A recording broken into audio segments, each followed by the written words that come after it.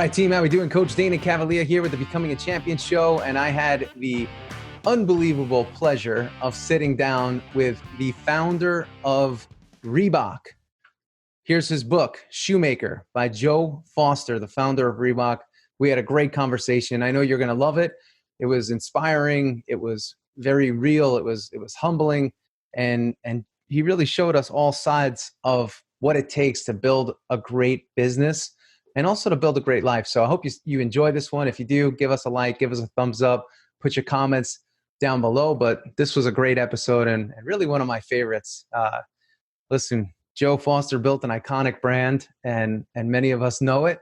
And, you know, we've worn the shoes, we've worn the gear, but ultimately he's a great person and a great man. And I'm helping him to spread his message, and I hope you enjoy it. So sit back and enjoy this episode of the Becoming a Champion show. It's nice to meet you.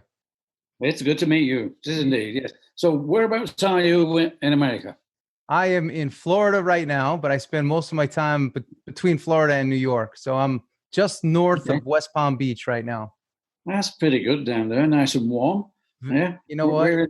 We're in the UK, and it's sort of mid-teens. That's in centigrade. So I'd say we're about 50, top of the 50s in Fahrenheit. Yeah. So not too warm, but not cold. Yeah. Will you get warm in the next couple of months? Does it typically heat up? We should do, yes. Okay. We should get up to 65, 70 degrees. Probably just a bit of, we do get a week or two when it goes over 70 and gets up 75, maybe 80 Fahrenheit. Yeah. Yeah. But well, I see you do quite a bit of traveling though. Well, so that's it. So you're able to escape. We do escape quite a lot. Yes. We're out of the country quite a bit. In fact, we have a very big tour coming up. Once we get into June, we won't be back in the UK for about 9 months. Wow. So, well, apart from a couple of sort of weeks off, we're touring Africa, we're touring the USA. Okay. And we're also touring Latin America. Okay. So it's quite a long tour. I'll have to get your USA schedule and see if we cross paths at all. Well, we will do. Yes. New York and Miami. We're doing New York. We're doing Miami. We're doing Boston. Beautiful. Yeah. So when we're in, well, depends where you are. It could be in New York, could be in Miami. So yeah, we'll bounce between. That's very cool. Is it all to promote the book Shoemaker? It's to promote the Shoemaker, indeed. Yes, it's. There's a lot of people seem to think that this is a good business book, and there's a lot of experiences we had that are sort of lessons for entrepreneurs. People setting out there, you know, you got to stick at it. So it's doing very nicely that way. But you know, we having written the book, we needed to sell. There's no point in writing a book and nobody reads it.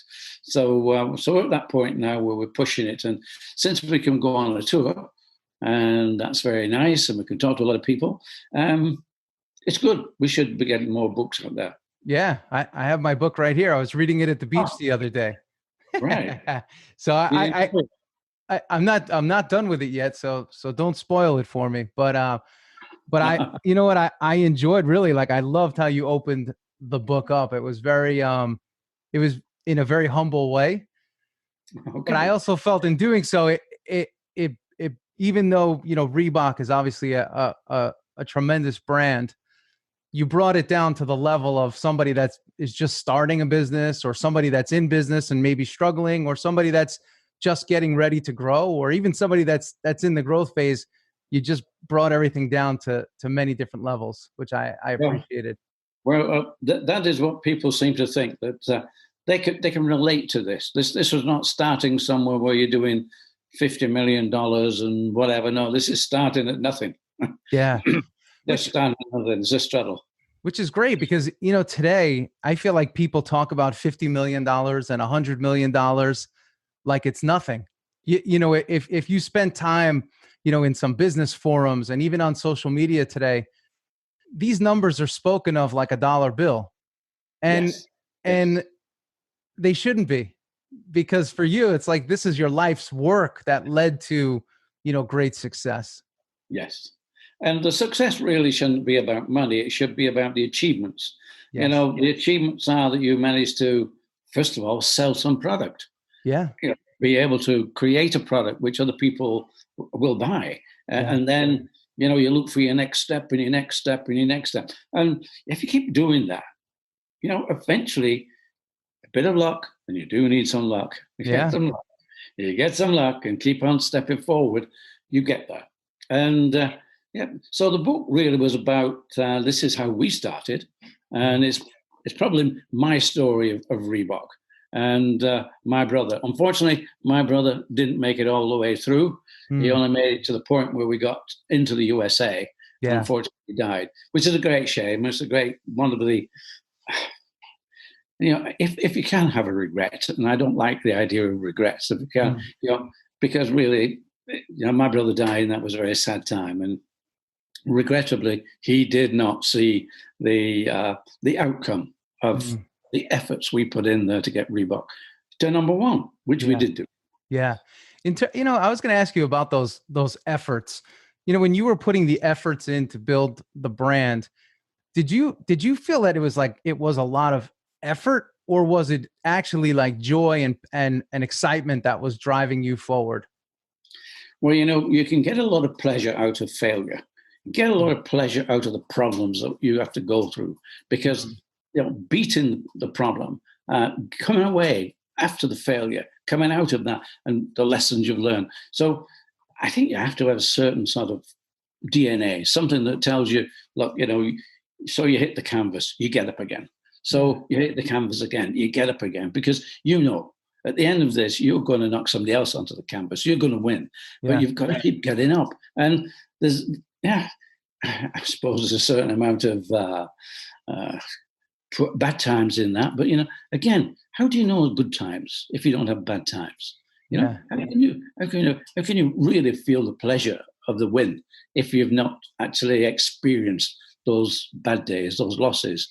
You know, so if you win all the time, surely you can't value winning, because you don't know what it's like. You're there all the time. So I think it's part of the journey.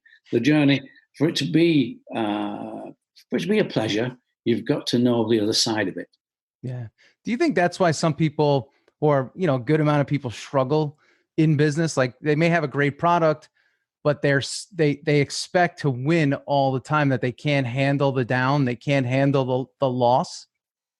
I'm pretty sure you're right on that. I'm just, particularly if they've had some good runs and everything's been going great, and they've not considered the fact that there might be a bend in the road that doesn't go the right way. They've not considered that, and then suddenly it comes. But, you know, I guess if you call it fortunate, we were fortunate because 18 months into our business, we had to change our name. Now that's a big challenge. You know, we're going great with Mercury, but we couldn't register it. So our first challenge, we were still young. So we grew up with the fact that this is not a straight road. This is not an easy path. You know, there's going to be many hurdles and many problems. So we became accustomed to that. That was like almost part of our pleasure in building that, you know, surviving the problems. So, you know, the other thing too that people may not know is that it was your grandfather that was was he the original shoemaker in the family?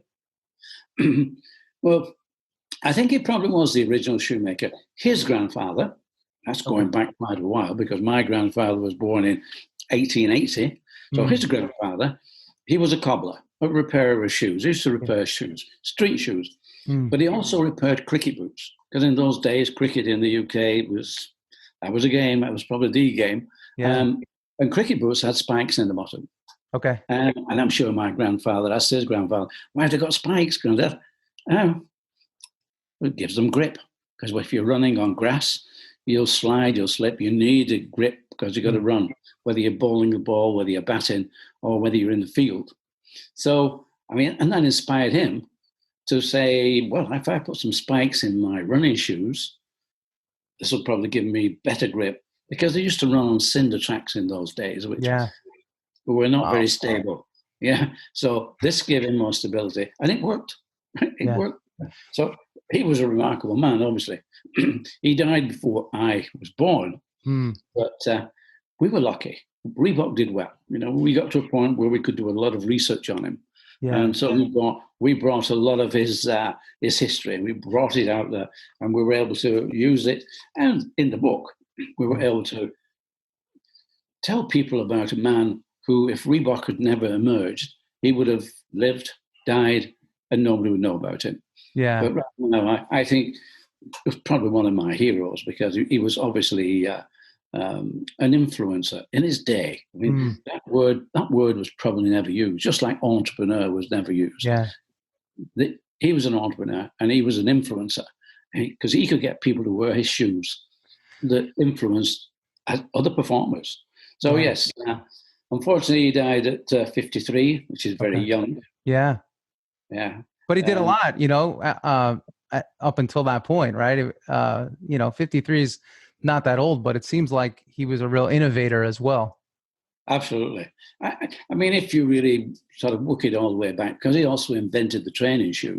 So maybe he was there right at the beginning. Maybe he was one of the big influences of what we see today, which is a sports-driven world. Everything now. Because Adidas, Nike, Reebok, Under Armour, whoever you want, they might be performance-driven, but we're fashion.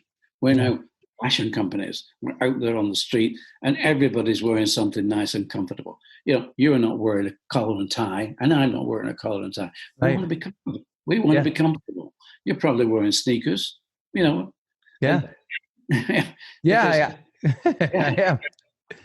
They're comfortable to wear. And, why should we wear things? Footwear. I mean, footwear is very hard, solid, dress footwear, that is. And, I think you need to be young to wear that, because the older I get, the less I can wear a street shoe. I always wear sneakers now because they're comfortable, they're warm, they insulate you from the ground, and they give you some grip as well. So, and so now we're living in an age where sport is driving fashion. Even the big brand businesses now have that piece of sport which is driving their fashion. Yeah, absolutely. But my grandfather, well, in his day, sport didn't sort of spill over onto the street. You were actually influencing other performers.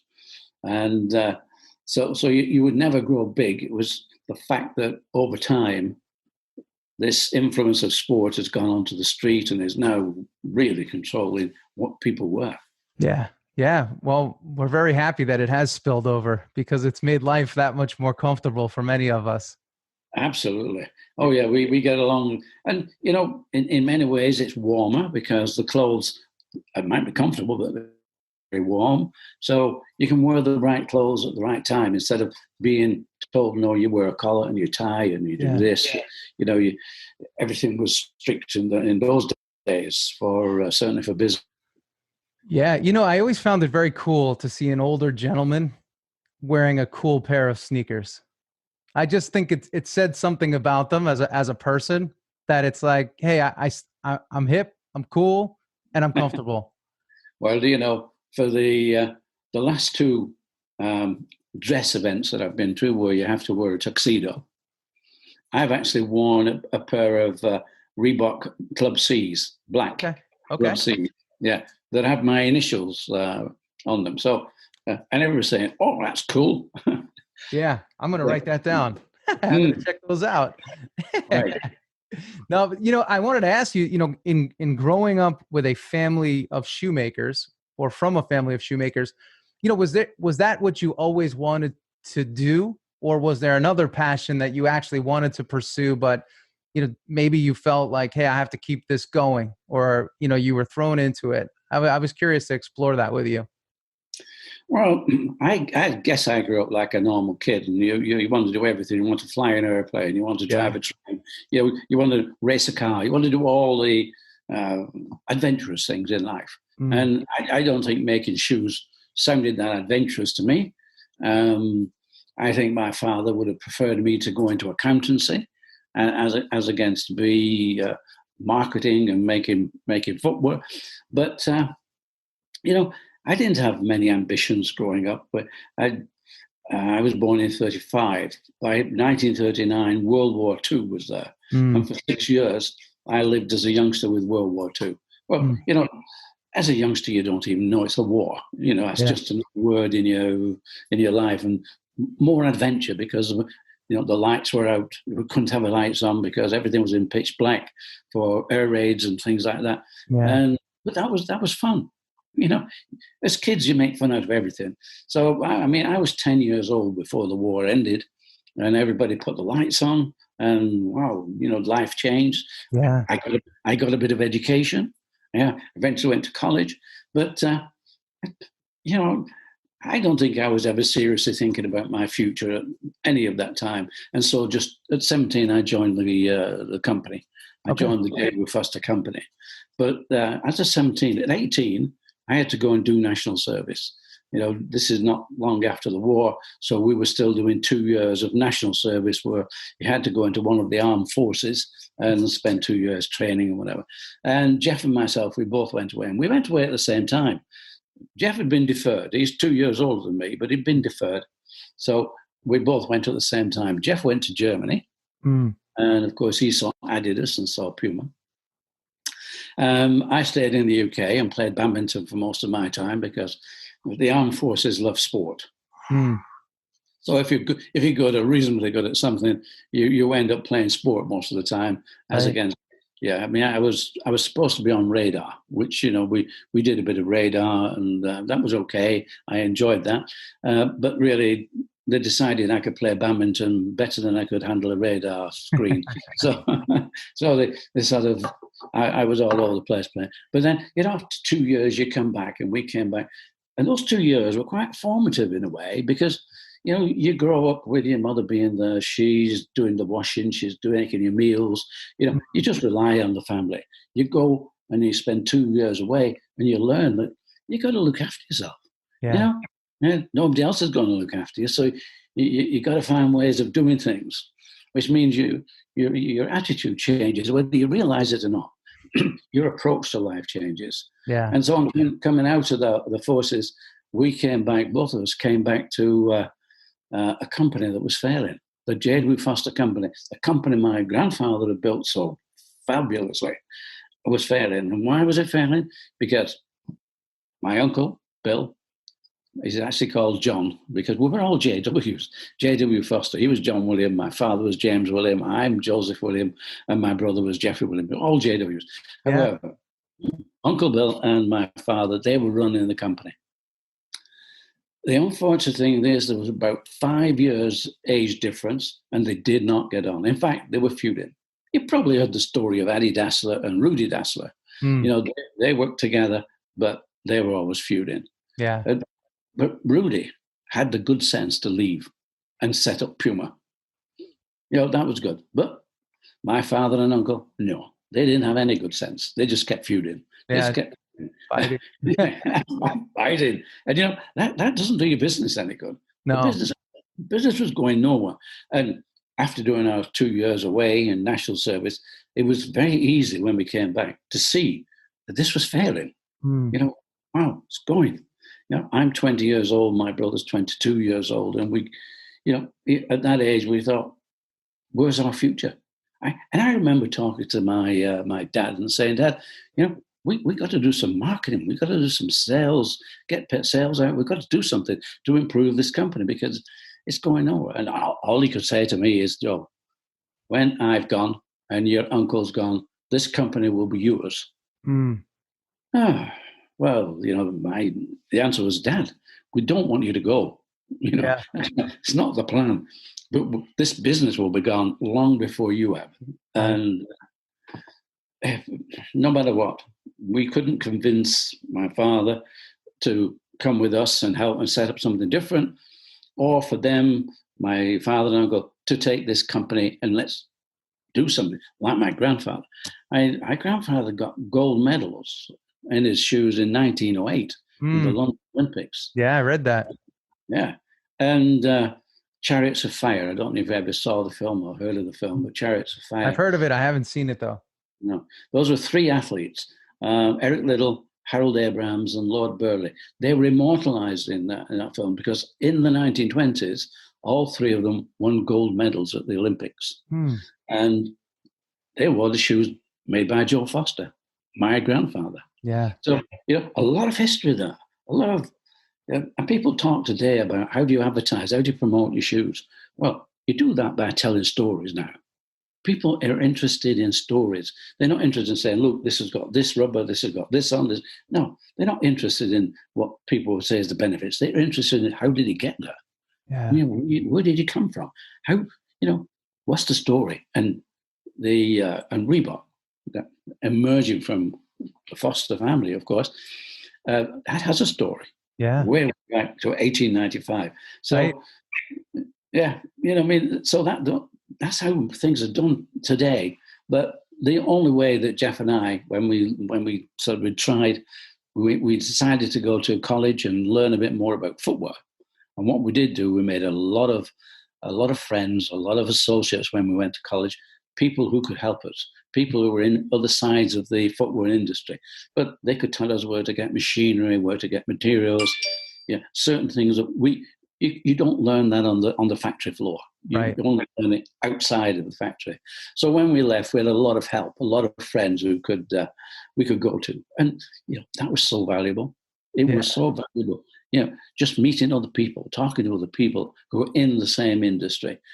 But although we're in the footwear industry, we were really our selling and our market was the sports industry. The manufacturing was the footwear industry, but the sales was the sports industry. So we had a foot in each camp, and we had to learn a lot more about how to do these things. But this is what drove Jeff and myself to set up our own company, Mercury Sports Footwear. You probably read that bit. Yeah, Mercury Sports Footwear, and then that eventually, that's what became Reebok. But I mean, you probably also read how I managed to do that, how it managed to change the name. And that in itself was a problem. And as I said, we were only 18 months into our business when our accountant said, Joe, you better register that name. And I'm naive, what do you mean? Why do we need to register the name? Well, if somebody else starts to think that Mercury is a good name for footwear and starts making Mercury shoes as well, you're going to have trouble because you're going to have to prove that it's your name, not somebody else's. And of course, we went through the process of having to find a new name because, although we were offered the name by the people who had it registered, £1,000 what they wanted, we didn't have £1,000. Yeah. We had no money. We just set up our factory for £250. Go back, £250. All our machinery came within that, and somebody asked £1,000 for the name. No. So the funny thing was that when I went to see an agent, and he said, "Well, if you can't buy it," and he pointed through his window and said, "You've got to have a name like that," and he pointed to Kodak, and I'm saying, "What's with Kodak?" Well, he said, "Well, they made up the name. That's their name. They didn't pick it from anywhere. They invented Kodak." Right. So nobody can sort of dispute their name. So he said, "If you can make one up, fine." He said, "But don't bring me one and bring me 10." And I'm saying, "Look, we have to believe in this. We have to love it. It's got to be our passion. Yeah. It's not just a name. It's got to mean something to us." But okay, we're sitting around the table and saying, Falcon, that's a good name. Falcon Sports, yeah? Or Cougar Sports. And so our sort of thinking was around animals or birds. Yeah, that's our thinking. But as you probably read, back in 1943, during the middle of World War II, nothing like COVID. We couldn't go anywhere. COVID, no. Same World War II. Nothing happened. But they had local events. And I'm 8 years old. 8 years old. I'm entered into a 60-yard race. And I win it. Go up for my prize. And I'm given, a dictionary. An American dictionary of all things. And I'm saying, where's the football? I'm a kid. Where's the football, guys? What do I want with a dictionary? And however, that passed by, and we fast forward now to 1960, and I have my dictionary here, my American Webster's dictionary, and I open it up, and I like the letter R. So I opened up on letter R, and I thumbed through, and it doesn't take long to get to REEBOK. Reebok. Wow. What's that? It's a small South African gazelle. We're a running company. Gazelle. Perfect. I put that top of my list, and I give that to the agent and said, look, we need this. We absolutely need this name. Wow. Forget the other 10. But, the agent is a lawyer, and the lawyer sort of saying, okay, see what we can do. He didn't share my enthusiasm. Yeah. Usually they don't. So I'm sort of semi-destroyed at the thing, okay, we've got to wait for a week while he tests all the names. And as it happened, he came back and said, Joe, he said, dear Reebok, you can have that name because it's the only one. Actually, the only one that came out totally free, apart from one caveat, and that was that if somebody decided they were making shoes out of Reebok skin, you couldn't stop them. Well, I'm thinking, that'll never happen. Nobody's ever going to make shoes out of Reebok skin. That's impossible. So we got Reebok. But we were left, the caveat was that the registrar had said, because of that, we can only put you in the B section of the register. I only thought it was a register. I didn't know what's an A section, what's a B section. Yeah. But we're in the register in the B section. And 10 years later, that registrar came back and said, we moved you to the A section. Oh, why is that? Well, everybody now knows that Reebok is a sports shoe. It's no longer an animal. Very cool. Oh, right. So that's that. I mean, and that was our first sort of, challenge to get through. And there were many, many, many more. But that's how we became Reebok, of course. And if you've read about it, you'll know that story. Yeah. As you're speaking, I'm thinking, is business nothing but just overcoming challenges in a way? I think what it is, business is taking risks. In other words, you are the challenger of the next move. And the next move is not necessarily, could well be faced by a challenge. If you don't have any challenges, then, there's a point in which you think you're invincible or whatever. But there always will be challenges. I don't know of a company that's not gone through that period where, will it work, won't it work? You've got to get that first. We got it. You've got to get that first of all. And so I think that if you don't have challenges, I'm not too sure how good your business is. There are challenges. I mean, we read now about crypto, the cryptocurrencies. You read about the successes, but a lot of people have lost a lot of money going into crypto. For somebody to win in a business like that, somebody else has to lose. Yeah. Yeah. So, to be the winner, fine. But then, can you keep winning? And they probably get challenged as well. So, yeah, I think you're probably right to say that, to succeed in business, you've got to really succeed in beating the problems. Yeah. It's in American business today, when I talk to a lot of leaders and we speak about winning, winning is something that's not spoken of that often in business today. And right. I've always found that interesting. And that's what I enjoyed about, your book is it's like, I feel like it's written by somebody with sports roots.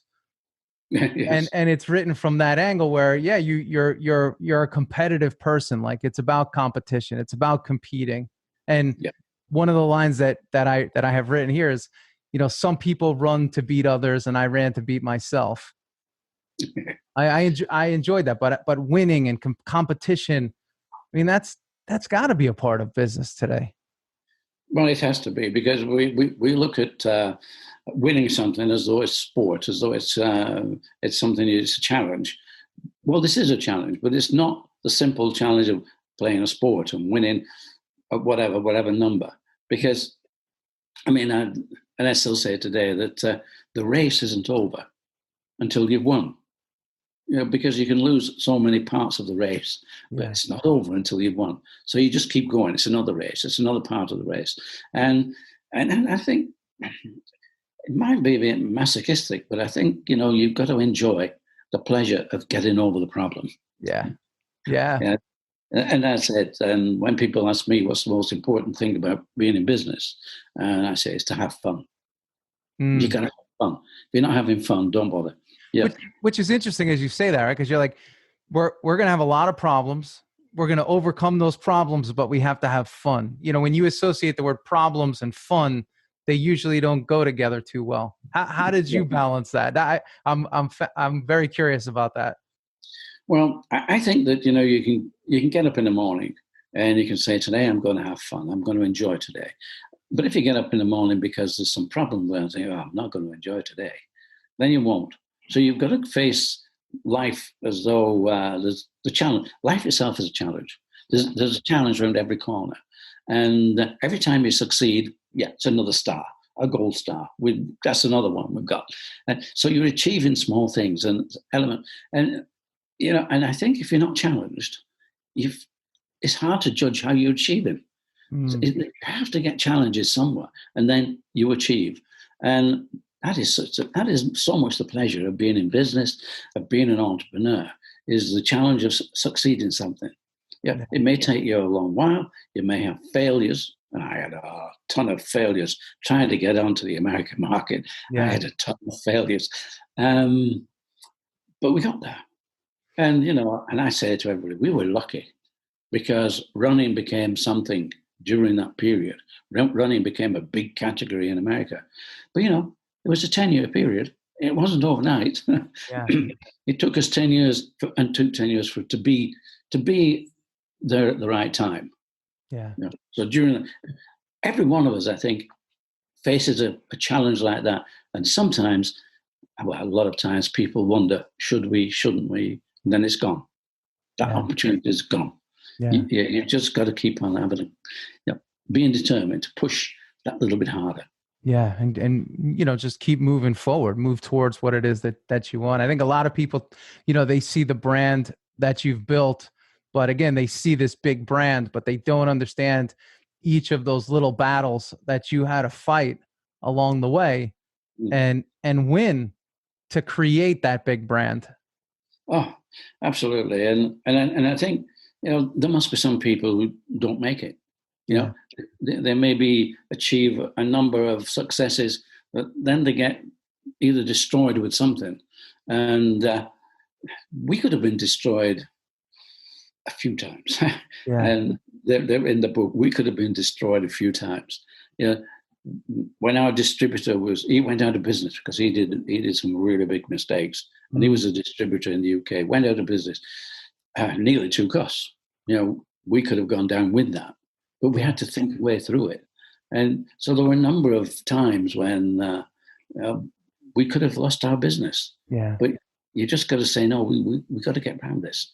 And each of those, they're in the book. And I think that is making the book, for some people, not only a good read, but a good lesson.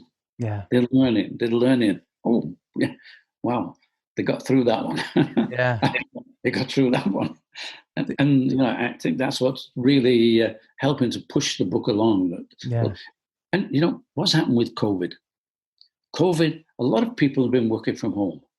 They've gone home and they've been working from home. And they're saying, if I can work from home for my company, I can work from home for myself. So why not do it for myself? And this is given the encouragement.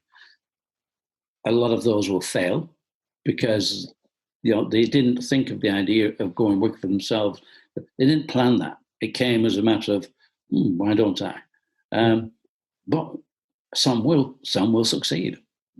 Because one of the good things about being an entrepreneur is learning the job that you're going into. Whatever you're doing, you've got to learn a lot about it.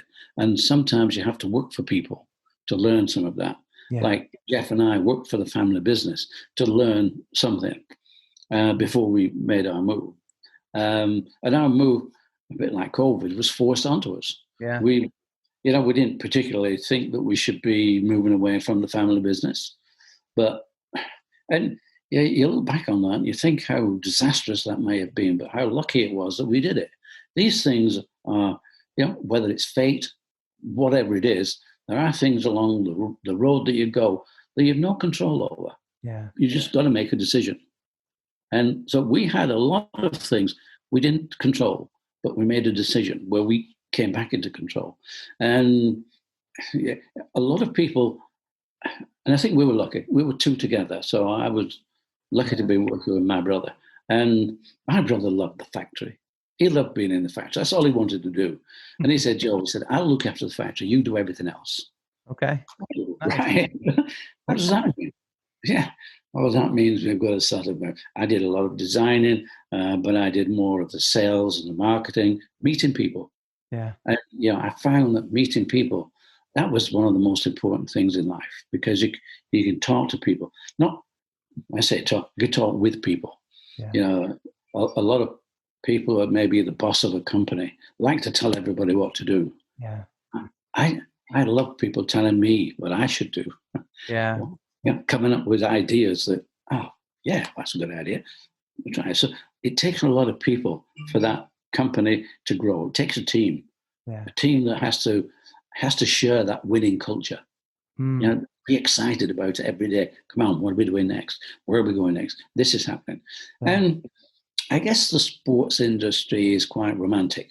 It's something that it's great to be in. You meet some brilliant people. You meet some sportsmen. You meet a lot, and you have a product which you can be proud of. Yeah. So there are many things in life which make things happen. But enjoying it, being part of it, and seeing the success and making it a success. Yeah, so important. Joe, so many leaders, again, today I hear about burnout. They're fatigued, they're exhausted, they're drained. Was that something that you experienced? Or what are your thoughts on that and your perspectives? Well, I never seem to get that. And I think one of the reasons for this is that I didn't want to own everything that was going on. I didn't want to be the one who was trying to push all the way. No, you have a team. Yeah, if you're looking after that, look after that. That's great. Yeah, and letting people do things is probably the best way. And being that person who, look, you're in charge of this. You do it. And the only problem, I don't want to hear problems. I want to hear answers. Yeah. And if you've got a problem, think of the answer. And if you've got two answers and you need somebody to help you sort out which of those it is, we'll talk. So then he already has the answers. He just couldn't come to me and say, I got a problem. I don't know what to do. I didn't want to employ people like that. I got a problem. I can do this. I can do that. That's a different way of looking at it. Yeah. So if you need a bit of help on which one we should do, okay, let's have a talk. So me, I wasn't for the one who had to be thinking all the new ideas, all the new processes. You bring people in. You let them share in the possibly in the shares of the company, but maybe what you need to get them sharing is the pleasure of the company, the possession of that power that builds the company. And it's good. The only thing I think you have to be careful of is ego. If somebody comes in with too big an ego, they can be wanting to move things their way. Very few people know that Joe Foster was the founder of Reebok, because Joe Foster wasn't important. I didn't know, to be honest with you. I didn't know. I came across the book, and then I saw you a few weeks ago speaking with a friend of mine, Stacy Madison. Oh, right. Yes. So, and I said, wow, that's so cool. That both of you built these great brands, but I never really knew who was behind Reebok, to your point.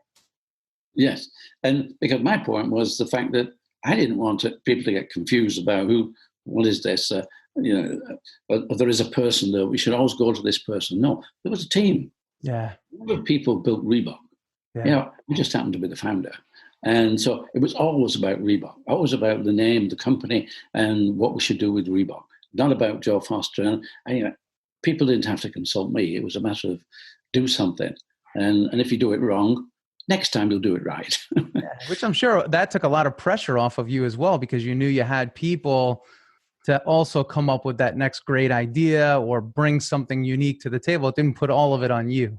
That's right. Absolutely. I mean, you look at aerobics, and that came up with Arnold Martinez. Arnold, he was great. He was, you could learn an awful lot of lessons from Arnold with marketing.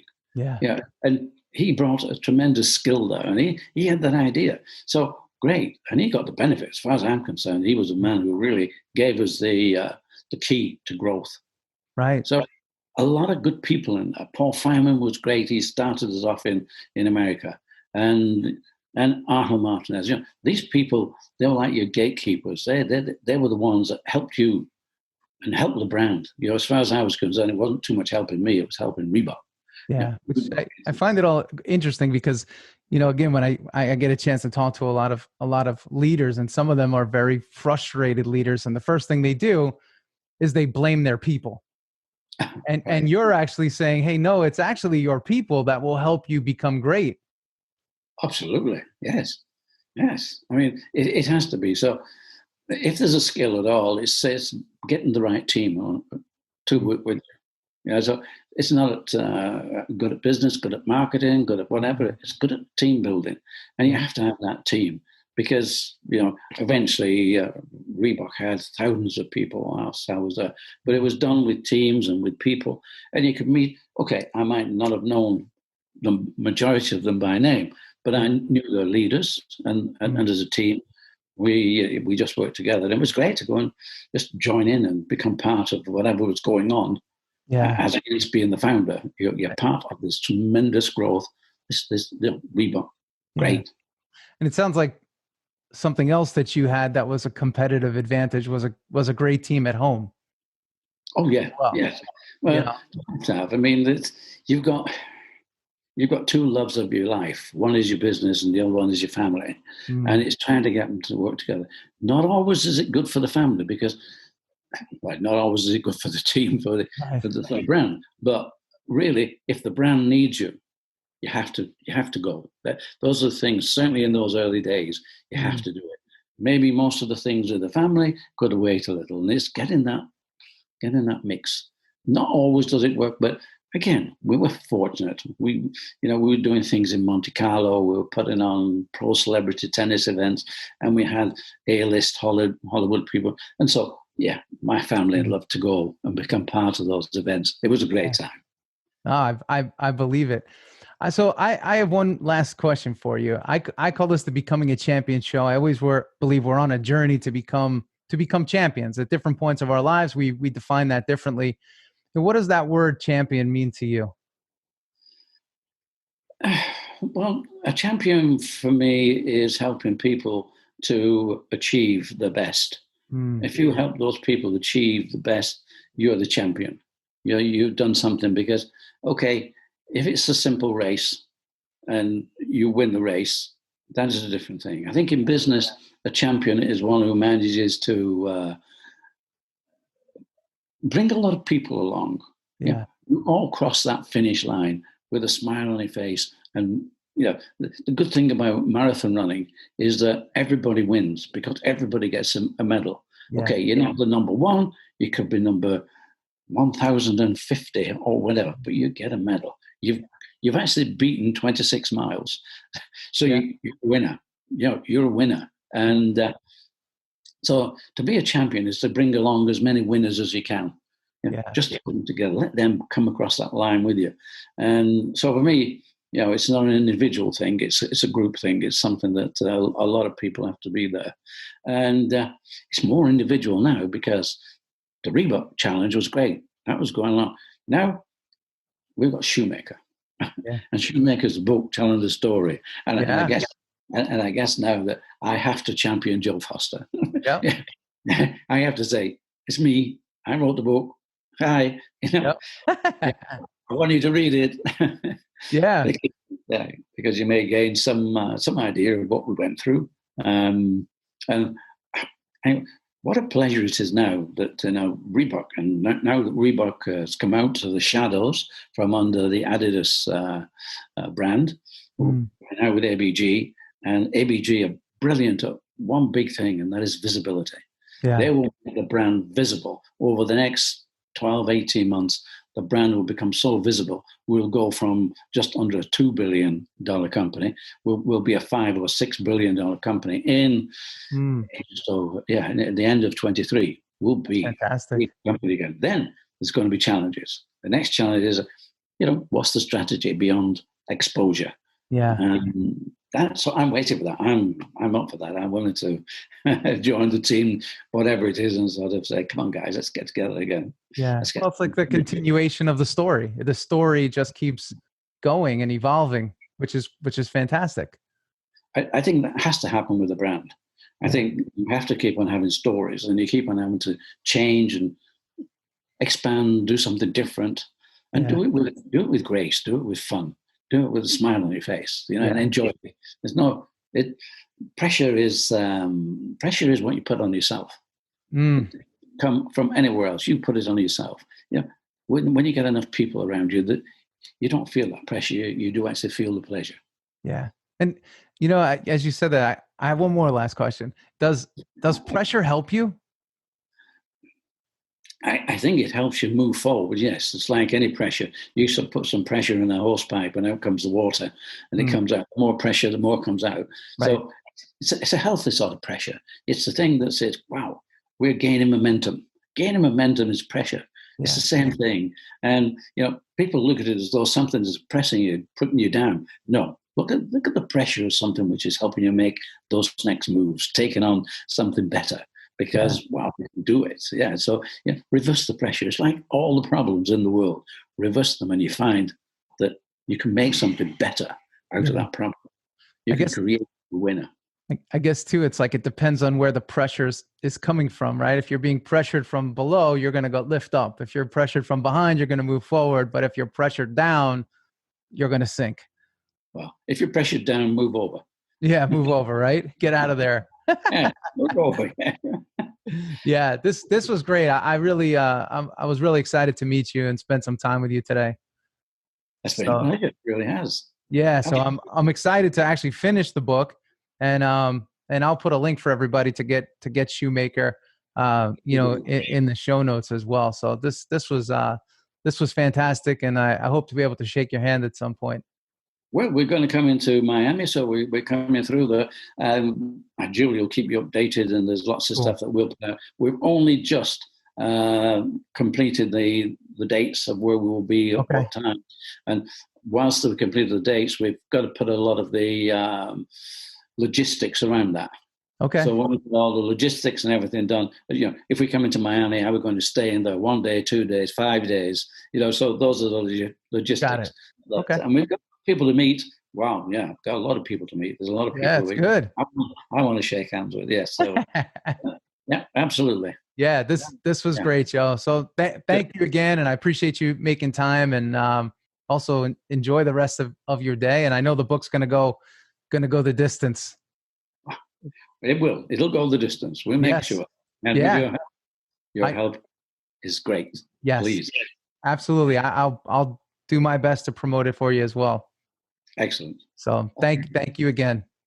Nice talking to you. Absolutely. All right, team. I hope you enjoyed that episode with Joe Foster as much as I did. Again, remember his book, Shoemaker, is out now. Make sure you grab it.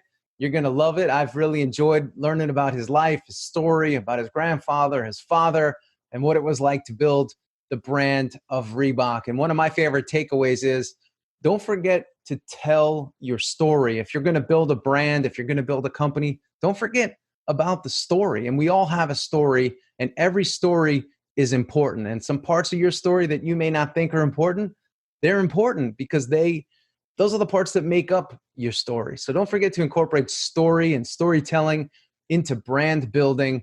And we all have a unique story, and every day we wake up, we get to build that story and share that story. So make sure you do that if you're in pursuit of building a great brand. The other thing I love is that he didn't set out to build this behemoth, but what he did set out to do was work hard every day, overcome problems every single day, and utilize his team, right? So many of us feel we have to do it on our own, do it ourselves. We don't use our teams properly or appropriately, but let your people be great. Let your people rise. Let them bring the next great idea. And it takes a lot of stress off of you, the leader. So again, get your hands on this book, Shoemaker by Joe Foster. I know you're going to love it. And again, if you do, give us a thumbs up, give us a like, give us your comments. If you're listening on iTunes, give us a comment as well, and give us a share if somebody you know will enjoy this episode. This is Dana Cavalea, Coach Dana Cavalea with the Becoming a Champion show, and I hope you enjoyed this episode with Joe Foster. And we'll be back next week with something new on the Becoming a Champion show. See ya.